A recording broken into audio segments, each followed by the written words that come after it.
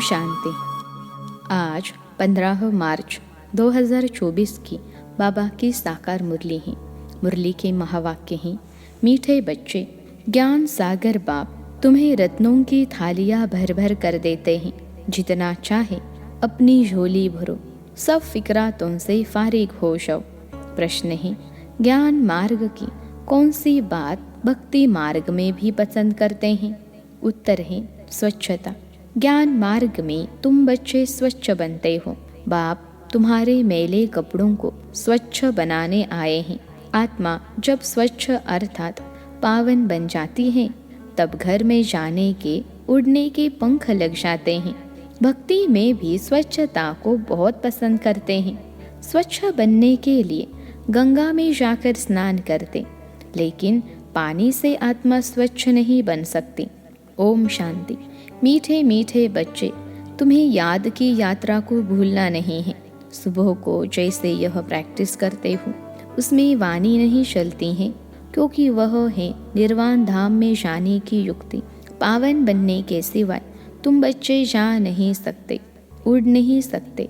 यह भी समझते हो, सतयुग जब होता है तो कितनी ढेर आत्माएं उड़कर जाती हैं। अभी तो कितनी करोड़ आत्माएं हैं। वह सतयुग में जाकर कुछ लाख बचेंगे, बाकी सब उड़ जाते हैं। जरूर कोई तो आकर पंख देते हैं ना। इस याद की यात्रा से ही आत्मा पवित्र हो जाती है। इनके सिवाय और कोई उपाय है नहीं पावन होने का। पति पावन भी एक बाप को ही कहते हैं, फिर कोई ईश्वर कहते, परमात्मा कहते व भगवान कहते हैं। है तो एक, अनेक नहीं है। बाप सबका एक है। लौकिक बाप सबका अपना अपना होता है, बाकी पारलौकिक तो सबका एक ही है। वह जब आते हैं तो सबको सुख देकर जाते हैं, फिर सुख में उनको याद करने की दरकार नहीं। वह भी पास्ट हो गया ना। अब बाप बैठ पास्ट प्रेजेंट फ्यूचर का राज समझाते हैं। झाड़ का पास्ट प्रेजेंट फ्यूचर बहुत इजी है। तुम जानते हो कि कैसे बीज से झाड़ होता है, फिर वृद्धि को पाते पाते आखिर अंत आ जाता है। उसको कहा जाता है आदि मध्य अंत। यह है वैरायटी धर्मों का झाड़, वैरायटी फीचर का झाड़। सबके फीचर अपने अपने हैं। फूलों में तुम देखेंगे, जैसा जैसा झाड़ वैसे वैसे उनके फूल निकलते हैं। उन सब फूलों के फीचर्स एक रहेंगे, परंतु इस मनुष्य सृष्टि रूपी झाड़ में वैरायटी है। उसमें हर एक झाड़ की शोभा अपनी अपनी होती है। इस झाड़ में अनेक प्रकार की शोभा है। जैसे बाप समझाते हैं, श्याम सुंदर यह देवी देवताओं के लिए है। जब वह सतो प्रधान से तमो प्रधान बनते हैं, तो वही सुंदर से श्याम बनते हैं। ऐसे श्याम और सुंदर कोई और धर्म में नहीं बनते हैं। उनके फीचर्स भी देखो। जापानियों के फीचर्स, यूरोपियंस के फीचर्स, चीनियों के फीचर्स देखो। इंडिया वालों के फीचर्स बदली होते जाते हैं। उनके लिए ही श्याम सुंदर का गायन है, और कोई धर्म के लिए नहीं। यह मनुष्य सृष्टि का झाड़ है, वैरायटी धर्म है। वह सब नंबरवार कैसे आते हैं, यह नॉलेज तुम बच्चों को अभी मिलती है, और कोई यह बात समझा न सके।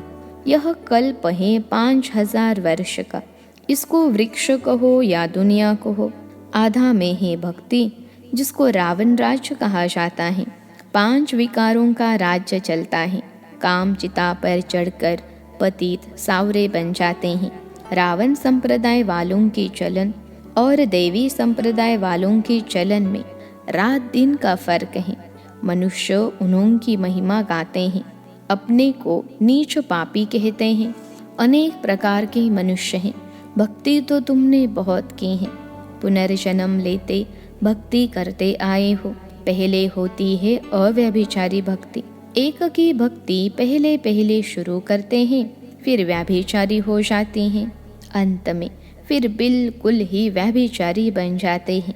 तब बाप आकर अव्यभिचारी ज्ञान देते हैं, जिस ज्ञान से सद्गति होती है। इसका जब तक पता नहीं है, तो भक्ति के ही घमंड में रहते हैं।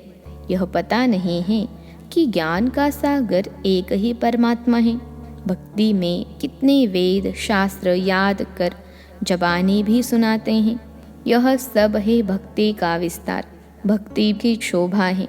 बाप कहते हैं यह मृग तृष्णा समान शोभा है।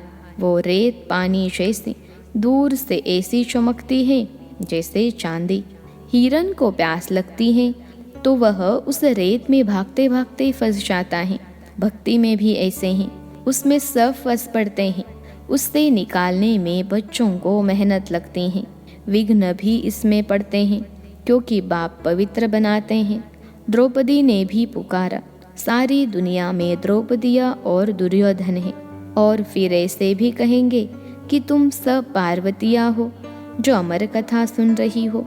बाप तुमको अमरलोक के लिए अमर कथा सुना रहे हैं। यह है मृत्युलोक। यहाँ अकाले मृत्यु होती रहती है। बैठे बैठे हार्ट फेल हो जाते हैं। तुम हॉस्पिटल में जाकर समझा सकते हो।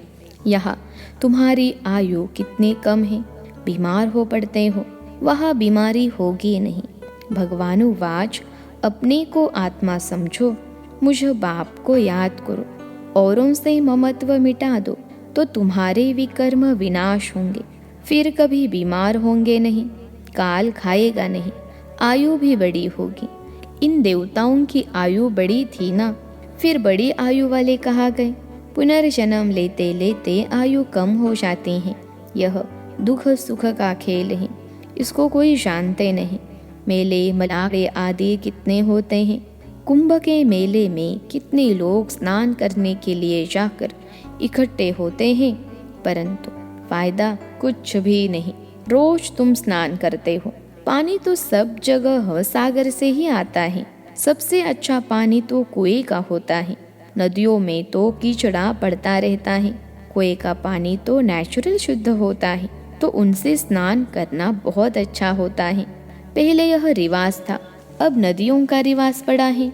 भक्ति मार्ग में भी स्वच्छता को पसंद करते हैं।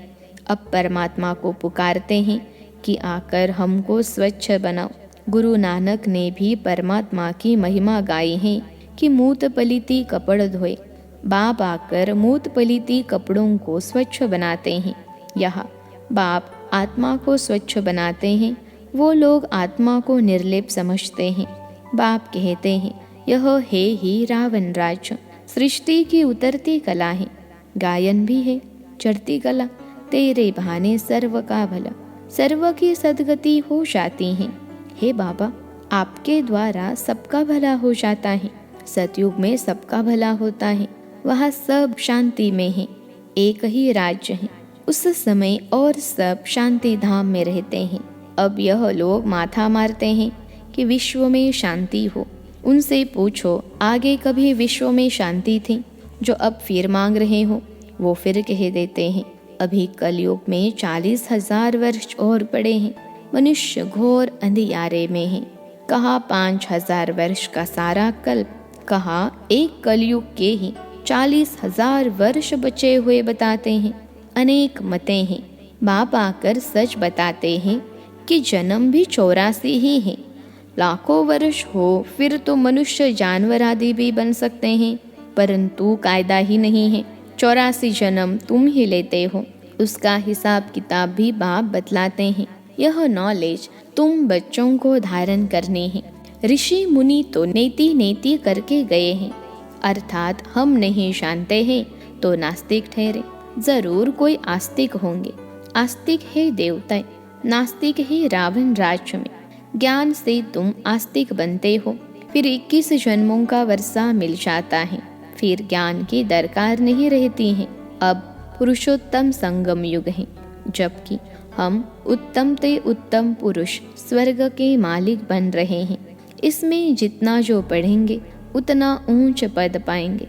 पढ़ेंगे लिखेंगे होंगे विश्व के मालिक, नहीं तो कम पद, परंतु वह राजाई है सुख की, यहाँ है दुख की। आस्तिक बने हैं तो सुख की राजाई करते हैं, फिर रावण आने से नास्तिक बनते हैं तो दुख होता है। भारत जब सॉल्वेंट था तो अथाह धन था, सोमनाथ का मंदिर कितना भारी बनाया हुआ है। मंदिर बनाने के लिए इतने पैसे थे तो खुद के पास कितने पैसे होंगे। यह इतने पैसे कहाँ से मिले? शास्त्रों में लिखा है, सागर ने थालियाँ भर भर कर दी। अब ज्ञान सागर तुमको रत्नों की थालियाँ भर कर देते हैं। अब तुम्हारी झोली भर रही है। वो शंकर के आगे जाकर कहते हैं, भर दो झोली। बाप को जानते नहीं, अब तुम जानते हो। बाप हमारी झोली भर रहे हैं। जितना जिसको चाहे सो भरे। जितना अच्छी रीति पढ़ेंगे उतना स्कॉलरशिप मिलेगी। चाहे तो ऊंच ते ऊंच डबल सिरताज बनो, चाहे गरीब प्रजा व दास दासी। बहुत है जो फारकती भी दे देते हैं। यह भी ड्रामा में नोंद है। बाप कहते हैं, मुझे कोई फिक्र नहीं, मैं तो फिक्र से फारिग हूँ। तुमको भी बना रहा हूँ फिक्र से फारिग। स्वामी किंदा सद्गुरु। स्वामी जो सबका बाप है, उनको मालिक भी कहते हैं। बाप कहते हैं, मैं तुम्हारा बेहद का टीचर भी हूँ। भक्ति मार्ग में तुम अनेक टीचर से अनेक विद्याएं पढ़ते हो। बाप जो तुमको पढ़ाते हैं, यह सबसे न्यारी नॉलेज है। वह है ज्ञान का सागर। जाने जाननहार नहीं कहना, ऐसे बहुत कहते हैं। आप तो हमारे अंदर को जानते हो। बाप कहते हैं, मैं कुछ नहीं जानता हूँ। मैं तो तुम बच्चों को पढ़ाने लिए आता हूँ। तुम आत्मा अपने इस तख्त पर विराजमान हो, मैं भी इस तख्त पर बैठा हूँ। आत्मा कितनी छोटी बिंदी है, यह कोई जानता ही नहीं। तब बाप कहते हैं, पहले आत्मा को समझो, फिर बाप को समझेंगे। बाप पहले पहले आत्मा का ज्ञान समझाते हैं, फिर बाप का परिचय देते हैं। भक्ति में सालिग्राम बनाए, पूजा कर फिर खलास कर देते हैं। बाप कहते हैं, यह सब है गुड़ियों की पूजा। जो इन सब बातों को अच्छी रीति समझते हैं, वह औरों का भी कल्याण करते हैं। बाप भी कल्याणकारी हैं, तो बच्चों को भी बनना है। कोई तो औरों को दलदल से निकालते निकालते खुद फंस मरते हैं, अपवित्र बन पड़ते हैं कि कमाई चट कर देते हैं। इसलिए बाप कहते हैं, खबरदार रहना। काम चिता पर बैठने से ही तुम काले बन पड़े हो। तुम कहेंगे, हम ही गोरे थे, हम ही काले बने, हम ही देवता थे, हम ही नीचे उतरे। नहीं तो 84 जन्म कौन लेते हैं? यह हिसाब बाप समझाते हैं। बच्चों को बहुत मेहनत करनी पड़ती है। आधा कल्प से जो विषय सागर में पड़े हैं, उनसे निकालना मासी का घर नहीं है। अगर कोई थोड़ा भी ज्ञान लेते हैं तो उनका विनाश नहीं होता है। यह कथा है ही सत्य नारायण बनने की। फिर प्रजा भी बनती है। थोड़ा समझकर चले जाते हैं, हो सकता है फिर आकर समझे। आगे चलकर मनुष्यों में वैराग्य भी होगा। जैसे शमशान में वैराग्य आता है, बाहर निकले तो खलास। तुम भी जब समझाते हो, अच्छा अच्छा करते हैं, बाहर गए खलास। कहते हैं, यह काम उतार कर आएंगे। बाहर जाने से माया माथा मूड लेती है। कोटों में कोई निकलता है। राजाई पद पाना, इसमें मेहनत लगती है। हर एक दिल से पूछे, बेहद के बाप को हम कितना याद करते हैं? कहते हैं, बाप की याद भूल जाती है। अरे अज्ञान काल में कभी ऐसे कहते हैं कि हमको बाप भूल जाता है। बाबा कहते हैं, भल कितने भी तूफान आए, तुमको हिलना नहीं है। तूफान आएगा, सिर्फ कर्मेंद्रियों से कर्म नहीं करना। कहते हैं, बाबा माया ने जादू लगा दिया। बाबा कहते हैं, मीठे मीठे बच्चे, याद करो तो कट निकल जाएगी। आत्मा पर कट यानी जंग चढ़ती है, वह निकलेगी याद से। बाप भी बिंदी है, सिवाय बाप की याद के और कोई उपाय नहीं कट उतारने का। अच्छा, मीठे मीठे सिखिलते बच्चों प्रति माता पिता बाप दादा का याद प्यार और गुड मॉर्निंग। रूहानी बाप की रूहानी बच्चों को नमस्ते। हम रूहानी बच्चों की सिखिलते रूहानी माता पिता बाप दादा को याद प्यार, गुड मॉर्निंग और नमस्ते बाबा नमस्ते। धारणा के लिए मुख्य सार पहली पॉइंट है, कल्याणकारी बाप के हम बच्चे हैं, इसलिए अपना और सर्व का कल्याण करना है। कोई ऐसा कर्म न हो जो कि कमाई खत्म हो जाए, इसमें खबरदार रहना है। दूसरी पॉइंट है, पढ़ाई अच्छी तरह से पढ़कर ज्ञान रत्नों से अपनी झोली भरपूर करनी है। स्कॉलरशिप लेने का पुरुषार्थ करना है। बाप समान फिक्र से फारिग निश्चिंत रहना है। आज का वरदान है, महसूसता शक्ति द्वारा पुराने स्वभाव संस्कार से न्यारा बनने वाले मायाजीत भव। महसूसता शक्ति द्वारा पुराने स्वभाव संस्कार से न्यारा बनने वाले मायाजीत भव। विश्लेषण है, इस पुरानी देह के स्वभाव और संस्कार बहुत कड़े हैं, जो मायाजित बनने में बड़ा विघ्न रूप बनते हैं। स्वभाव संस्कार रूपी सांप खत्म भी हो जाता है, लेकिन लकीर रह जाती हैं, जो समय आने पर बार बार धोखा दे देती है।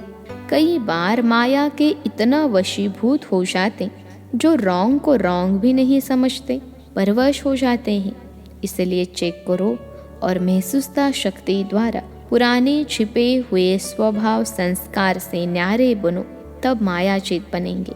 आज का स्लोगन है, मेरे पन के अनेक रिश्तों को समाप्त करना ही फरिश्ता बनना है।